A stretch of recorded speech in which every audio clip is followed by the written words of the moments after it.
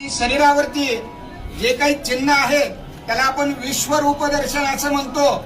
गुरुजी ते आपल्याला सर्व चिन्ह सांगत आहेत, आपण सर्वांनी इकडे लक्ष द्या।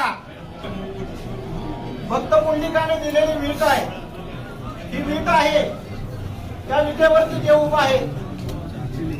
मुक्तकेशी नावाची दासी होती, त्या रूपाने नाजूक होत्या, त्यांना नाजूक असलेलाचा गर्व होता। ज्यावेळेस या ठिकाणी देवाच्या दर्शनाला आले त्यावेळेस त्यांच्या मनामध्ये असा भाव निर्माण झाला की मी देवाच्या पायावरती डोकं कसं टेकवावं। त्यांनी देवाच्या पायावरती दर्शन न घेता करंगळी शेजारचं बोट या ठिकाणी लावलेलं आहे, डाव्या पायाला या ठिकाणी बोट उठलेलं आहे आणि त्यांचा गर्भधारण झालेला आहे।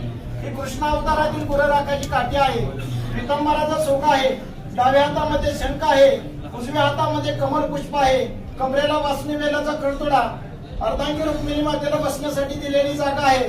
ब्रह्मदेवाचे जन्मस्थान नाभी कमल, भृगुऋषीने लात मारली मुकुलांचल, गळ्यामध्ये कस्तूरमणी आहे, मकर आकार कुंडले आहेत, शिव आकार मस्तक आहे। कुंडली